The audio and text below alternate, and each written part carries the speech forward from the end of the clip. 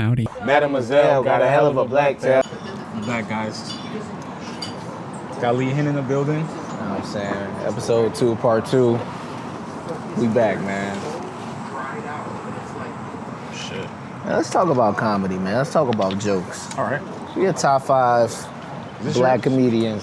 Yeah, that's mine. Top 5 black comedians right now. Hot take, Dave Chappelle is trash to me. Has always been trash. What? Always been trash. That's actually a crazy take. I think he's overrated, bro. Why so? It gets very deep, man. I feel like he leaned a lot. I should have worn a t-shirt. What am I doing? I think he leaned a lot on the crackhead shit when we were younger. And like, I didn't live through the 80s, but I don't know. But I'm also, you know, it is sort of subjective, like art in a way, it's subjective. And I think like, I like more intellectual leaning like comedy. Maybe. So you like Trevor Noah? No, you're not a fan? I feel like I never watched any of his stand-up. But Dave Chappelle is gracefully, you know, besides his controversial moments, he's kind of gracefully aged into a more intellectual comic. That's true. You know, like his work then versus now, it's always leaned really hard on observation as a technique for, you know, for storytelling. And think about like where he's from. I guess he grew up outside DC, like in the 80s and 90s. So what he saw on the street was crazy. Yeah. And I think we were laughing about that. And as he got older, it's like that wasn't necessarily the butt of the jokes. It became more like political commentary, which is just as funny. But definitely did change. I think early Dave Chappelle, when like I was in middle school and everybody thought that shit was funny, like Reggie or something, crackhead. It definitely changed. That was what I was really like. I just don't think this is as funny as everybody else. Maybe it's because I was around a lot of white kids and like they thought it was the funniest shit in the world that he was like a crackhead. I'm like, something's wrong with this picture. Like you've never seen a real crackhead. We'll get to before. that later. Yeah, it's like, how do y'all think this is the funniest shit in the world? I think in the same vein is like Drewski, his observational comedy as applied to his skit making allows for us to laugh at ourselves. Right. Us to laugh at others, like, you know, in a weird way like that. Have you seen the Erica Kirk one? Oh yeah, we gotta watch that. Yes. We're gonna stitch it in for y'all, but Pat hasn't seen it. My niggas got it out. Oh my God, the eats are out. Like us. Huh? Yeah. Thank you so much. Oh, that looks good. Thank you. Alrighty. Yes, sir. You know what I'm saying? Yes, sir, baby. We're gonna stitch this in like a mukbang. Mukbang pie. You know how the salmon is. We're at the beautiful Lebanon Cafe here in scenic Uptown New Orleans. Because part of what this shit is, bro, is really putting people on. We showed them Oak Street. That's it. You know? This is our daily life, man. Showing them how to live. Every day I spend 30 on salmon. You know what I'm saying? We're going right into a siesta after this. Like, y'all don't know the vibes. They don't know the vibes, man. But what is crazy is like, so much of YouTube is people watching people eat, bro. A ridiculous, I'm a part of man. that. You be watching the good eats? Who knew it would be so pleasant to watch people eat? I love seeing people go to different pho restaurants. That's like my favorite food. Oh, pho? Yeah. You be rocking with the chili garlic sauce? In pho? Nah, for this. You ever had it? Ooh, that lamb good as hell. I'm gonna go get some real quick. I like my joint a little spicy. Damn, that lamb's A1 today. Yeah. Oh, my nigga got it out this week. I keep a couple. Can I get some like the chili garlic hot sauce? 2, please. Thank you. We're outside today with your dumbest hat on, yo.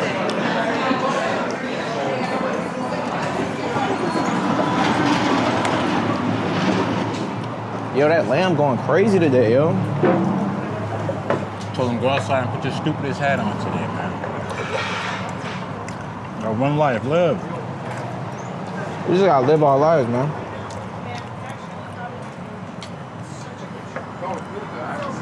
If y'all not from New Orleans, you gotta get a Lebanese tea, yo. Thank you.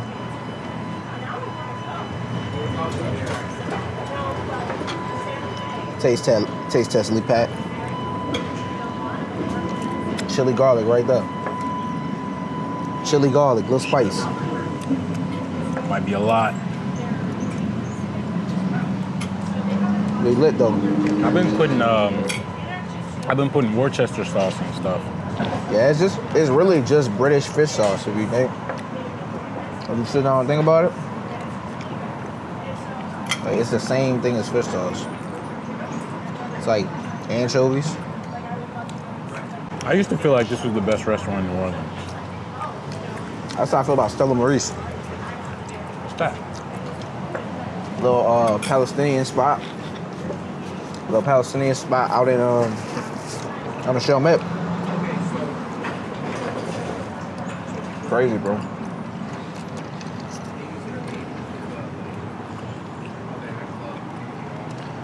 Also, I find it interesting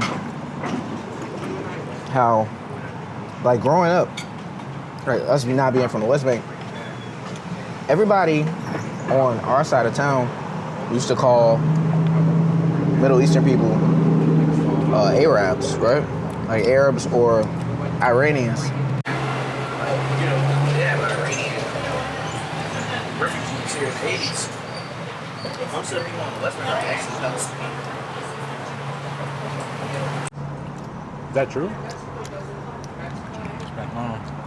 Yeah, it's like huge pockets of Palestinian people. Like the co-owners of Brothers before they sold it, they was Palestinians. Came out here in the 80s.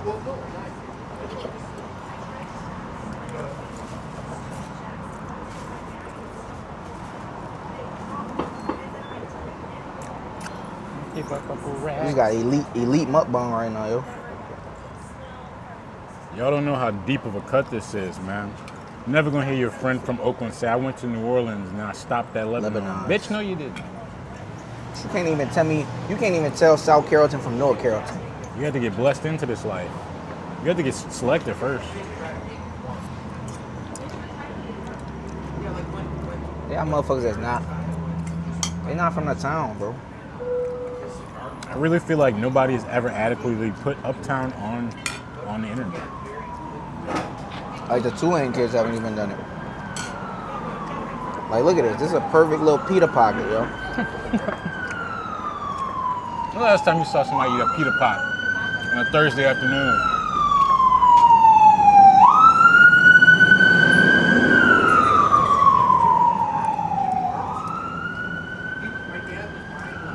It's New Orleans though, so the flies going crazy.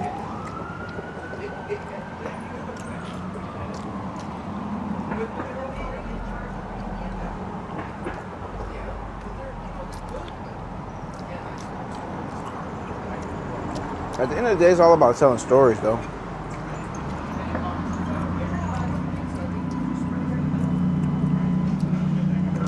Like, we gotta do a pod.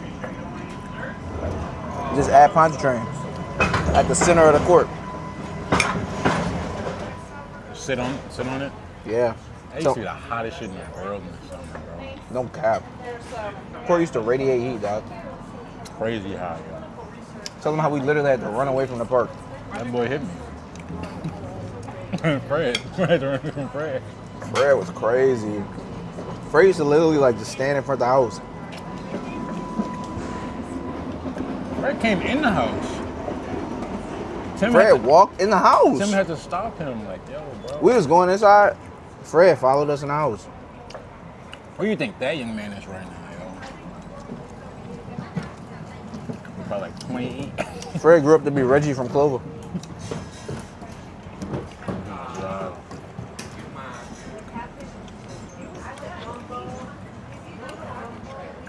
Shout out Fred. Man, what's Zay up to though?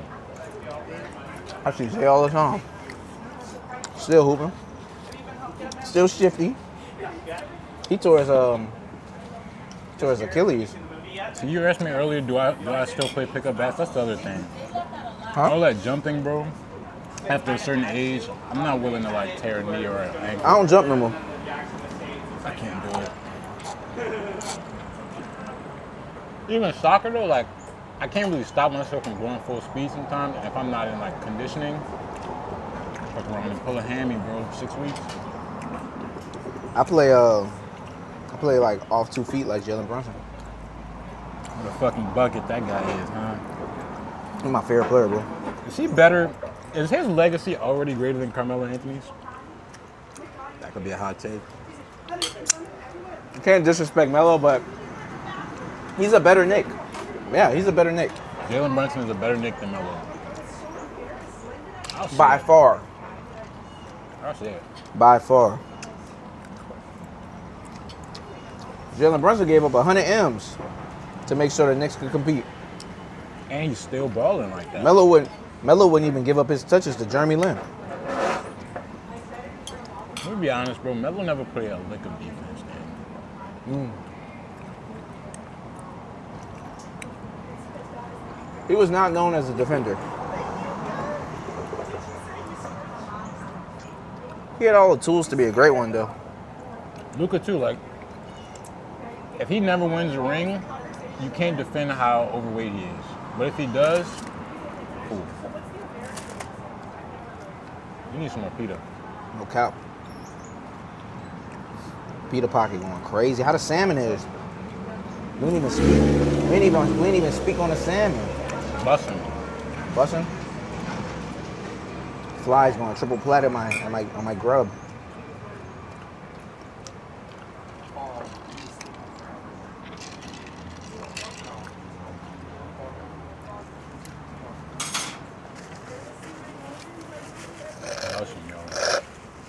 What Foggy Ross said?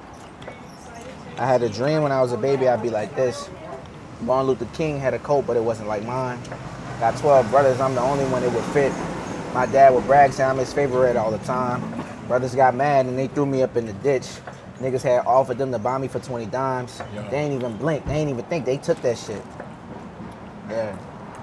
Foggy. Now I knew I was a slave, but I didn't think it'd be like this. You know? I'm tough. King of Dreams. It's the album? A song. He rapping from the perspective of Joseph in the Bible. I saw some interesting comments on the last vid about Jay Elect. A couple people were saying, I didn't necessarily agree, because I think let me say what they said first. A couple people said that's an anger. Jay-Z, that was a Jay-Z album basically, a Jay Elect album, featuring Jay Elect, and that Jay-Z used Jay Elect to get his shit off. The same way Drake uses 21 and Future to get his dirtbag shit off. I thought that was an interesting take. I think that is an interesting take, and I can agree with the second one much more than the first one. Yeah. I think in the same way that like Drake allows Future and 21 Savage to kind of dictate the subject matter and then adapt to their style of rap. I think Jay-Z allowed for that, but knowing Jay Electronica and like what he stands for and the music that he put out, I know that Jay-Z kind of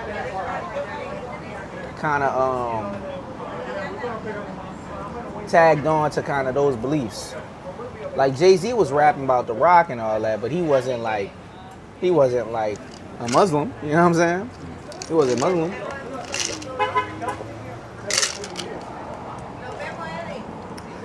I don't know if I said this verse on the last one, but Jay was really talking that shit. When he said, He was on the Never Ending Story, He had said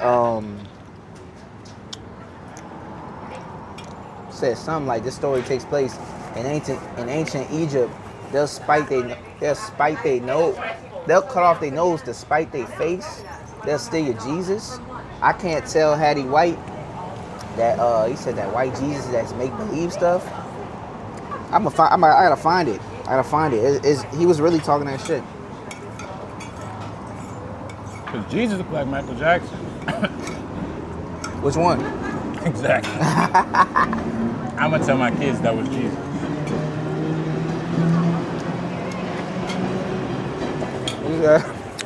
Need some fucking Peter over here, man. What Kanye said? Say she had a friend look like Michael Jackson. A bitch came over looking more like Freddie Jackson. Nah, baby, won't be no time for this. Old Kanye was on one, man. They really got a freestyle video. He really said, old school like Melee that we could go to the D. What dwell PTCOATL. Back in shop, me and my life like a magazine. Honey wanna know the details about my ebony, and that's XXL. Far as the penthouse, yeah, that's upscale. Mademoiselle got a hell of a black tail. I'm feeling a vibe, a body and soul. I heard you stay in the Metropolitan home. Well, let's kill all of the poly, and I'll offer you a cosmopolitan. Let's jet out the club, get some oxygen. Our friends claim you a player, you be lucky to keep me. You know they would be talking about us weekly, the car beat, and a robbery, PRT, but what's more important to me, come on, man. Don't be coming around my girl trying to act like Mr. Friendly. What the hell? Get a spotlight like Mr. Bentley. I spotted her like Spud McKenzie's. For them fake boobies, I paid them Benjis. Get your oh, I got Barry, got Nicky trying to get him a clone. That was all his verses for the whole year. Wait, what? That was like all his verses from like 2002 to 2004. Like all his best verses. Like he just rapped them like. Stitched them again. Yeah. Said my girl want to move back to Michigan. I'm pulling hoes off the bench like a 6-man. Shout out Jamal Crawford. The greatest 6-man ever. We got to think about like not just awards, not scoring punch, but like contributions to winning. Greatest 6-man. I'm right off the bench with it. It would have been one of them Celtics, man. Like one of them Celtics with Larry. Larry Bird. They had such a deep team. Yeah. But I'm thinking about like contributions to winning. Yeah. Robert Parrish and like Robert, like Jamal Crawford might have been celebrated. You know what I'm saying, off the bench. But it's just the way he did it. But I want to segue to Seattle hoops. Okay. Like Seattle really had the #1 player in the country last year. Tyron Stokes played at Rainier Beach. Rainier Beach also produced. We're going to go front to back. They produced Tyron Stokes. They produced, got a kid named Jalen Wells. They got another one, Kevin Porter Jr., DeJounte Murray, Nate Robb, Jamal Crawford. That's a lot of hoops out of just a small little part of the city. Just Nate Robinson, Crawford, and KPJ is not bad. Then their rival high school, Garfield High, the other black high school, you got Jaden McDaniels. From the Timberwolves? Yeah, from the Timberwolves. It's nice. What's his name? Brandon Roy. Brandon Roy's from Seattle? Brandon Roy's from Seattle. Seattle, best hoop town in the world. Call it. Jamal Crawford. Isaiah Thomas, he's not from Seattle, but he's from Tacoma. Which is like Slidell. Yeah. It's an interesting layout, bro. I had a couple ladies from Seattle. Shit on the isthmus. Water, too. Another major U.S. city on the isthmus is Madison, Wisconsin. Okay. Yeah, I talked to a guy from Madison the other day. Like it's the most beautiful place he's ever been. Like especially in a late summer, early fall. So speaking of Seattle, you would enjoy living out there? Okay. For sure. I think that's my next spot, man. Okay. For the people who've never been, what does Seattle? What do you like about Seattle that you don't see in New Orleans? This is overwhelming. There you gentlemen go. I have Thank some you. more water when you get a chance on that. Sure. Thank you. Yeah, there's just an overwhelming natural beauty that persists there that doesn't persist, like in this part of the country. Not saying it's not beautiful here, but it's just beautiful for different reasons. Like when I'm traveling like to the western part of the state, Yeah. and we're going over the swamps as the sun is setting, and the sky is pink and orange, and all you see is like cypress trees and roots coming out of it's the most beautiful thing I've ever seen. But you know, that's like my home. Like that landscape will always be in my heart. But like mountains and pine trees just stand out so much for me because I don't come from that.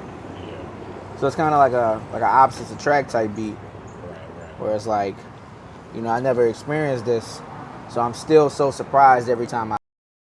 It's interesting how you have these different pockets of black people that like emerged after the Great Migration. This connects because kind of what we was talking about in the last episode.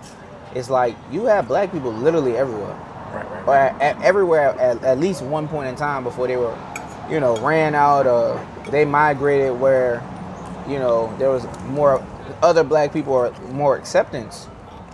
But like that specific pocket is just like eluded me in my understanding of like where, like who are you connected to? Like, did you leave the South, hit LA, then go up there?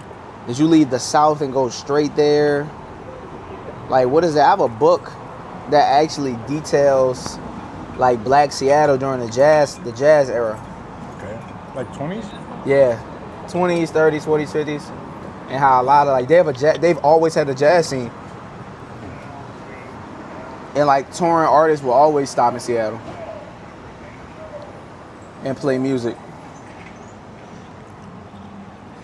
I'm not tapped. We don't hear much about them, man. We don't learn much about them. We don't, man. Does it talk about how they got there or why? Nah, it's just more of like the people that are already there. I gotta do a deep dive. There's a book written by a professor who was the head of the Department of African American Studies at UW, and he just recently passed away a few years ago. But the book is still like in circulation, so I'm gonna get a copy of it. And he details like the black people that came up there for the gold rush and how it was like the gateway to Alaska, stuff like that. Oh, no, I'm okay, thank you.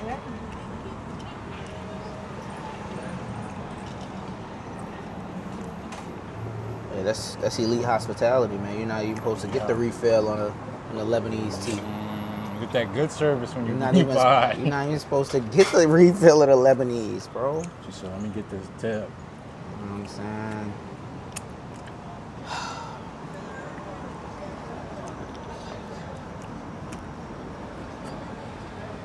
This is elite eats, man. I'm leaving happy with this. 9 out of 10? What we rate it? They get a 10 from me.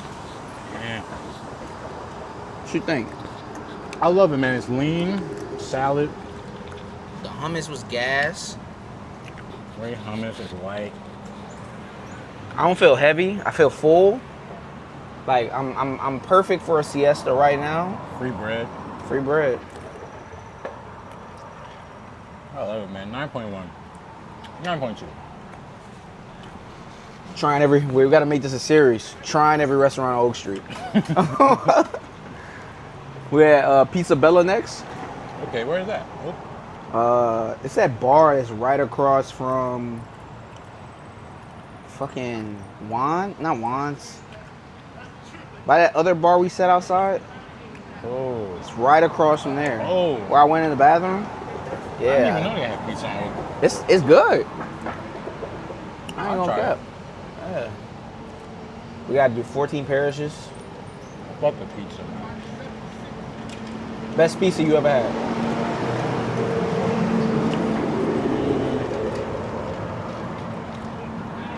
That's such a tough one. I know mine off top. Belltown Pizzeria, Belltown, Seattle. No cap. Best New York style pizza I've ever had. So chopped other food. But good pizza was gas. Asian food, crazy. Best Asian food I've ever had. From multiple multiple cultures, except Vietnamese food. Vietnamese food is not better than here. But the Chinese food was amazing. The Thai food was crazy. The Indian food, impeccable. Yo, people sleep on Indian food. I mean, at least in New Orleans, because we don't really have. Indian food is so freaking good. I went to Taj Mahal the other day, dog, and I got some vindaloo. Went crazy. Wasn't too spicy. Right level of thickness. You know what I'm saying? I remember I got Indian food in Alexandria, Virginia. I cried. That shit was amazing. It was good. That shit was so good, yo. What were you doing in Alexandria? I was visiting my roommate from college. That shit was fire, bro. Apparently the place is like legendary. Like, people know what you're talking about out there. It's like in a strip mall. His fam worked for the feds? My mom was a jeweler. Jeweler? She like sold diamonds and shit. It's kind of gas. Worked there for one day. You worked there? You quit? Learned the jewelry business. Why you quit? It was just like while I was in town, you know. Shout out Miss Latil. Put a little money in your pocket? I tapped in everywhere. I'm good everywhere, mud. What you do? What you do for work, man? Right now? Yeah, how you trap off the bando? Shit, man. The dude I had a podcast with yesterday, me and him met on this app. It's like a little work app. You can find little jobs. Is it let me see. It's like TaskRabbit? Yeah, it's kind of yeah. like that. Yeah. Like putting together furniture? Man. Moving, a lot of moving jobs. Especially in this season. Yeah, odds and ends. Yeah. And it's cool because like as a guy, you know, they're gonna pick you and shit, you're young. And like, people generally tip 20, 30, 40, 50. He was telling me like he's been doing this for a while. He's gotten like, working for like Chip Forstall and like those lawyers, like $300 tips for moving a Christmas tree. Like crazy, just $500 for hour work. It's crazy. Just tapping in with the right rich folks. Just discrete tasks too. Like you're done after one day. That's what's fire about it, cause like the employment shit, bro, is the longer you're there, the more they feel like they could just take advantage of you type shit. Or the more they just, people naturally just. If you had to go into any role full time, all right, you have a job, what would you actually want to do? I mean, I know no one's goal is to work, but like if you have something that's enriching and it pays, what would you do? Like realistically speaking. The only thing I could do ethically is like, but even that's hard for me now, like bartending, because I'm like, this is a drug, bro. Yeah, alcohol is a lot sometimes. Maybe bar back or something, because I don't feel like I'm the one selling it, but I'm still profiting off of it. You just want to be in community with like people having a good time? I think or is it more like that's just the work that like you enjoy? It's not slavery like food services. Yeah. You know, like, especially in the summer when it's hot and you're just stuck in the kitchen. Like, people have to acknowledge you as a person when you're in a bar. Because they have to, like, ask you for shit. It's not like, where's my food? This shit cold, you know, like, barking at you. Yeah. It's like, could you please? And, like, they know if they're mean to a bartender, like, they're not going to get served. So, it's sort of a balance in service in that way. And that's what you would do here or just anywhere? Yeah. Full time, that's the only thing I've ever done, really. Yeah. But I mean, now with all the internet shit, man, you could put shit together. You know, like two days Uber eating, 2 days moving, a day where you do photography. There's literally people who like travel the country doing DoorDash. Yeah. They live in their car. There's so much shit, man. It's really just the amount of time it takes to learn about it. Once you learn about it, there's methods, bro. Yeah. It's all algorithms, like, you know what I'm saying? Like, I fell out of the good graces of Uber Eats right now. Because I hadn't done it in a while, so I'm like, I'm a green. And you literally get all the orders from your gold or your platinum. So, like, I just have to, like, pick and choose the times where, like, they have to give me deliveries. So that once I'm there, I'm there. Yeah, that's what I do with the bar shit. Like when it's high demand and they're asking me, I know it's a good amount of money, you know. We're going to Oak Street Brewery to try root beer. Are you scooting to the lake? Yeah, I'm gonna scoot to the lake. It's a vibe once you get a good little path. The problem is that sometimes it's like traffic conditions. Like getting from this side of town to the other side of town is always like perilous because you gotta cross the interstate. If you didn't have to cross the interstate, it'd be straight. It's just there's only so many ways to cross it. Yeah, how do you get in? So like, I usually take Norman C. Francis. I take Norman C. Francis because it has a pedestrian bridge, and then I'll just take that way, going towards UNO. So how you even getting from uptown to like there? I usually will go up Carrollton or up South Claiborne. Then I'll turn left up like Nashville. Go up Nashville, get on Fontainebleau, and then I could go down Vendome, and from Vendome go on Norman C. Francis. Or I could go down like Broad and literally just take Broad the whole way. Okay, yeah. So it's like a few ways. I mean, there's also a way, like if I really wanted to go a roundabout way, I can go like the old Metairie way and go around and then down into it. And I'm like, now I'm by City Park. Like at the foot of Canal Street. Well, at the top of Canal Street. Yeah. It was a weird place, man. Everything is really stratified by like the interstate. Yeah. Cause like I learned that actually the reason why streets shift north to south when they cross between Canal Street is because Canal Street was the natural boundary between uptown and downtown. So everything that was on the other side of Canal Street was uptown. All right, everything on the other side of Canal Street was downtown.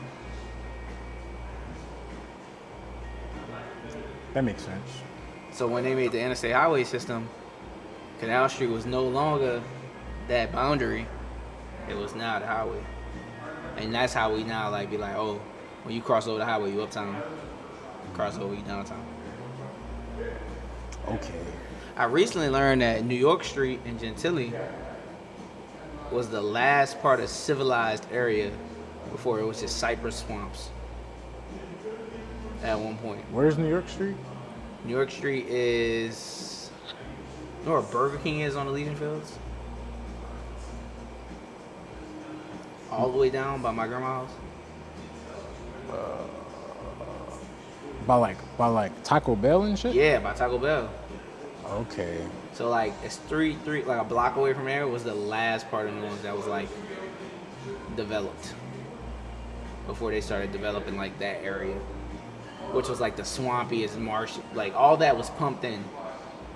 Like that was all pumped in land, like reclaimed land. That's crazy. It's like the shit, like you really just building roads on shit, like the roads are floating. Like the water table is so high. Like that's why we got all these mausoleums and above earth cemeteries. Like I don't sit and think about it. Like on a daily basis because like I don't think about death that often, but like all of our cemeteries are really above ground. Like you don't bury nobody. Like there's not cemeteries where like people are buried in the ground unless the water table is mad high. You know. What happens when we run out of space? Like what? We're already we're geographically constrained because like where does development happen on the fringes? Like now that Bayou Sauvage is a national park.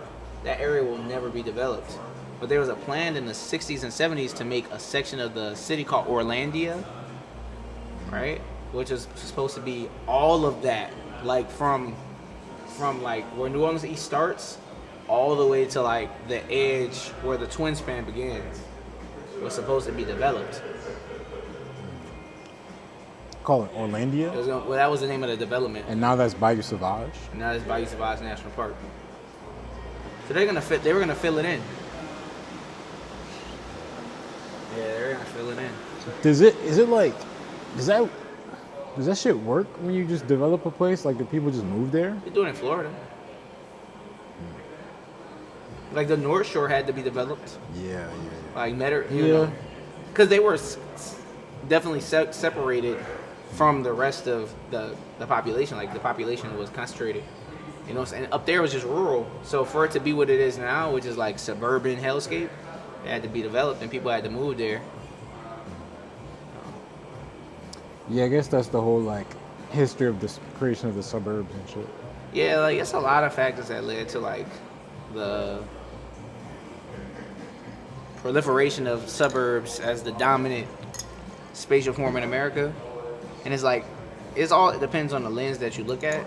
But like, obviously, the government had a major role to play in it because they subsidized new developments and devalued old ones. So much so that like any new house that had to be built had to be zoned or constructed in a way that was a single family home for it to be insured and so you can get a mortgage on it.